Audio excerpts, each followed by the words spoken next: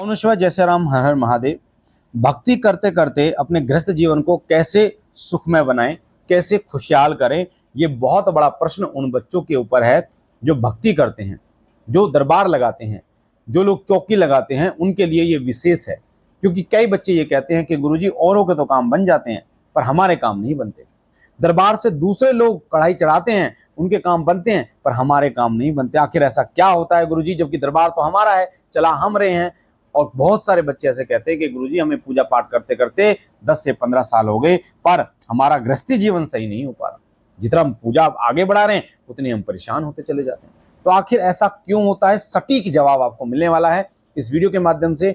और मैं आपको बता रहा हूं बेटा, गारंटी के साथ, अगर आप इस वीडियो को पूरा सुनते हो और अपने जीवन में लागू करते हो, इन चीजों को सीखते हो, इन चीजों के बारे में, तो आपका गृहस्थी जीवन भी उसी प्रकार सुखमय होगा जिस प्रकार बाबा जी की कृपा से श्री सिद्धपीठ शक्ति धाम लगता है और हमारा है। क्योंकि जब तक एक भक्त खुद का कल्याण नहीं कर पाएगा वो दूसरों का कैसे कर सकता है बेटा। जब तक वो खुद खुशहाल नहीं है वो दूसरों को कैसे खुशहाल कर सकता है। आज श्री सिद्धपीठ शक्ति धाम हर रविवार को दरबार लगता है फरीदाबाद में, और आज हम दरबार लगा पाते हैं, 150-200 लोगों को देख पाते हैं, समस्याओं का समाधान कर पाते हैं बाबा जी और उनकी कृपा से। तो उसका कारण यही है क्योंकि गृहस्थी जीवन सुखमय है। यानी गृहस्थी जीवन अगर आपका डिस्टर्ब होगा तो आप लोग कल्याण कभी नहीं कर पाएंगे, कभी भी आप दूसरों के बारे में नहीं सोच पाएंगे।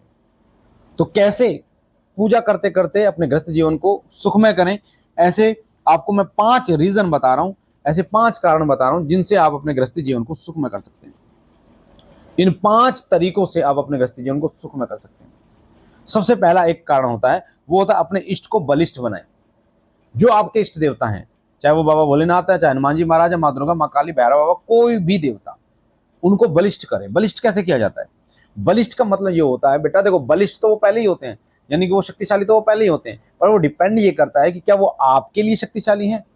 भाई जो व्यक्ति चौकी या दरबार लगा रहा है वो भी बाबा भोलेनाथ की पूजा करता है, आप भी बाबा भोलेनाथ की पूजा करते हैं, पर वो व्यक्ति दरबार लगा रहा, आप क्यों नहीं लगा रहे? वो व्यक्ति लोगों के संकट काट रहा, आप क्यों नहीं काट रहे? लोग उसके पास आ रहे, आपके पास नहीं आ रहे, क्योंकि उसका इष्ट बलिष्ठ है। उसने अपने इष्ट को इतना भजा है, उसने अपने इष्ट को इतनी कृपा, मतलब उनकी सेवा इतनी करी है कि उनके गण, उनकी कृपा उनको प्राप्त हुई है, वो इतने बलिष्ठ हुए हैं। तो इसी प्रकार से अपने इष्ट को बलिष्ठ करना बड़ा इंपॉर्टेंट है। जो आपके इष्ट देवता हैं उनको बार बार आप कैसे करना है उनको बलिष्ठ, ये भी बड़ा प्रश्न है। तो अपने इष्ट को अगर आपको बलिष्ठ करना है, बलिष्ठ मतलब ताकतवर बनाना अपने लिए, तो वो है कि आप बार बार उनका हवन कीजिए, बार बार उनका जप कीजिए, हफ्ते में 1 दिन का भोग उनका दीजिए, ठीक है। उनके दरबार में जाएंगे, उनके दरबार से शक्तियां आपके साथ जुड़ेंगी तो आप देखेंगे कि धीरे धीरे आपके इष्ट बलिष्ठ होते चले जाते हैं। क्योंकि आपको इस चीज का ध्यान रखना होगा बेटा, क्योंकि पिता आपके हैं, पिता तो पिता होते हैं, पर आपके पिता आपके लिए हैं, वो जीने मरने के लिए आपके लिए तैयार हैं। पर अगर सामने वाला कोई व्यक्ति ये बोले कि उनके लिए, तो उनके लिए नहीं होंगे, क्योंकि वो आपके हैं। उसी प्रकार से जब आप अपने इष्ट को बलिष्ठ करते हैं, इतना भजते हैं, तो वो आपके लिए हरदम खड़े रहते हैं। तो पहला कार्य आपको करना है, उनको बलिष्ठ करना है।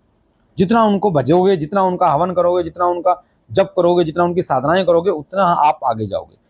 दूसरा कार्य जो आपको करना है वो करना है सहायक देवताओं की पूजा। सहायक देवताओं की पूजा क्या होती है?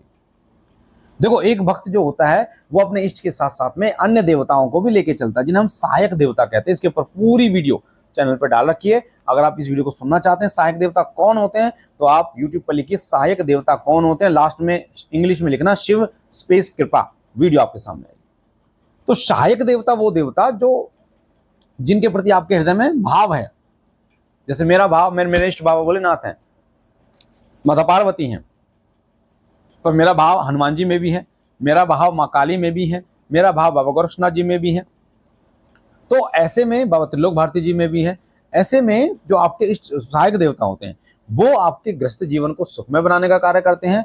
वो जो होते हैं वो आपकी रक्षा करने का कार्य करते हैं। सबसे इंपॉर्टेंट चीज होती है कि आपकी रक्षा। एक भक्त जब दरबार लगाता है तो बहुत सारे लोग, बहुत सारे दुश्मन उसके खड़े हो जाते हैं, बहुत सारे ऐसे शत्रु उसके खड़े हो जाते हैं। तो अदृश्य रूप से शत्रु जो उसको अनिष्ट पहुंचाना चाहते हैं। तो ऐसे में सुरक्षा खुद की जरूरी है, और खुद की सुरक्षा करने के लिए इष्ट देवता और सहायक देवता आपके पहरे पर रहते हैं, आपकी सुरक्षा के लिए रहते हैं। इसलिए हम कहते हैं कि सहायक देवताओं की पूजा जरूर से जरूर एक भक्त को करना चाहिए, ताकि वो खुश रह सके, गृहस्थ जीवन खुश रह सके और खुद की सुरक्षा सबसे प्रथम हो सके। तो दूसरा मैंने आपको बता दिया, सहायक देवताओं की पूजा करें, ठीक है। तीसरा होता है सप्ताह में भोग जरूर दें, जो आपके इष्ट देवता हैं और जो सहायक देवता हैं। अगर आप ज्यादा नहीं दे सकते तो 2 लौंग का भोग जो है अपने सहायक देवताओं को जरूर दें, और अपने इष्ट देवता को 2 लौंग 2 इलायची और 1 बतासे का भोग जरूर से जरूर दें सप्ताह में 1 दिन। चाहे आप अपने इष्ट वाले दिन दें, चाहे आप जिस दिन फ्री हो, जैसे संडे का दिन, संडे के दिन आप फ्री रहते हैं तो संडे के दिन आप सुबह दें या शाम को दें, कोई परेशानी वाली बात नहीं। 11 पे दें, बहुत अच्छा रहेगा। तो आप हफ्ते में भोग दें। चौथा जो कार्य आपको करना है वो होता है कि कुल देवी और कुल देवता का पूजन कभी भी भूल से भी नहीं भूलना। कुल देवी और कुल देवता, बेटा कुल देवी और कुल देवता हमारे घर के प्रथम देवता होते हैं, हमारे माता पिता होते हैं, जो हमारा पालन पोषण पीढ़ियों से करते आते हैं और आध्यात्मिक, भौतिक, शारीरिक हर प्रकार की उन्नति में हमारी सहायता करते हैं। तो कुल देवी और कुल देवता को जो व्यक्ति भूल जाता है वो कभी सुख प्राप्त नहीं कर सकता, वो कभी अपने इष्ट की कृपा प्राप्त नहीं कर सकता, ना ही इस समाज में प्रतिष्ठा प्राप्त कर सकता है। इसलिए आप, अगर आपको कुल देवी के बारे में नहीं पता तो पता कीजिए, कुल देवता के बारे में नहीं पता तो पता कीजिए। अगर ये भी नहीं पता कि कौन है कुल देवी कुल देवता कौन है, तो शिव कृपा चैनल पे एक वीडियो डाल रखी है, आप यूट्यूब पे लिखेंगे कुल देवी कुल देवता का पता कैसे करें, शिव इंग्लिश में लिखना, शिव और स्पेस कृपा लिखेंगे तो वीडियो आपके सामने आएगी। आप देखना, उस उपाय को करना, कुल देवी कुल देवता आपको सपने में खुद दर्शन देंगे, बताएंगे कि वो कौन है। और आप 2 लौंग के जोड़े घी में डुबोकर, घी में डिप करके, फूल वाली लौंग आप अपने ओम मम कुल देवी भ्यो नमः, ओम मम कुल देवता भ्यो नमः करके डाल सकते हैं। जब तक आपको नहीं पता, वो आपके साथ रहेंगे, हर पल साथ रहेंगे, उनकी तरंग आपका साथ देगी। तो कुल देवी कुल देवता का पूजन जरूर करें, उनके बिना आपका गृहस्थ जीवन सुख में नहीं हो सकता बेटा, इस चीज का विशेष रूप से ध्यान रखें। आपके घर के कुल देवी कुल देवता का मेन कार्य आपके गृहस्थ को सुखमय करना होता है, आपके जो परेशानियां उनका खात्मा करना होता है, आपके घर की सुरक्षा करना होता है। तो इसलिए कुल देवी कुल देवता का पूजन हर व्यक्ति को करना चाहिए। उनका जो विशेष दिन होता है, चाहे अष्टमी हो नवमी हो, आपको उनका विशेष दिन मनाना चाहिए, उनके दरबार में जाना चाहिए, उनको भोग लगाना चाहिए। और लास्ट 5वां कार्य आपको होता है वो करना होता है खेड़ा देवता का पूजन। बेटा खेड़ा देवता कौन होते हैं? खेड़ा देवता वो देवता होते हैं जो किसी नगर, किसी गांव और किसी खेड़ा के बादशाह कहे जाते हैं, यानी उनके उसके ऊपर उन्हीं का राज होता है। उस नगर में, उस गांव में कोई भी शक्ति प्रविष्ट करती है तो सबसे पहले खेड़ा देवता की ही अनुमति चाहिए होती है। तो खेड़ा देवता, अगर आप साधना करते हैं तब भी आपको खेड़ा देवता की पूजा जरूर करनी चाहिए, मनाना चाहिए, क्योंकि कोई भी सकारात्मक नकारात्मक शक्ति बिना खेड़ा देवता की आज्ञा के उस घर में, उस गांव में प्रवेश नहीं कर सकती। इसलिए आपको इस बात का विशेष रूप से ध्यान रखना चाहिए। खेड़ा देवता का पूजन जरूर करें। खेड़ा देवता आपकी हर प्रकार से मदद करते हैं, हर प्रकार की नेगेटिविटी को रख लेते हैं और आपके गृहस्थ जीवन को सुखमय बनाने का कार्य बहुत सुगम तरीके से खेड़ा देवता करते हैं। तो ये थी बहुत ही महत्वपूर्ण जानकारी जो मैंने आपको बताई कि गृहस्थ जीवन को कैसे आप भक्ति करते करते सुखमय कर सकते हैं और अपनी सुरक्षा कैसे कर सकते हैं, किन शक्तियों से आप अपनी सुरक्षा कर सकते हैं। तो मुझे आशा है जानकारी आपको अच्छी लगी होगी। अगर आप भूत प्रेत तंत्र मंत्र से परेशान हैं तो आप श्री सिद्धपीठ शक्ति धाम आ सकते हैं। हर रविवार को श्री सिद्धपीठ शक्ति धाम फरीदाबाद में दरबार लगता है। लोकेशन एड्रेस आपको मिलेगी डिस्क्रिप्शन में। हर महीने संकटनाशक हवन होता है। अगर आप संकटनाशक हवन में शामिल होना चाहते हैं तो 8130404375 ये जो नंबर है दरबार का, इस पर आप व्हाट्सअप कर सकते हैं और इस पर आपको एड्रेस भी, लोकेशन भी मिलेगा। हम मिलते हैं एक नई जानकारी के साथ, तब तक के लिए ओम नमः शिवाय, जय श्री राम, हर हर महादेव।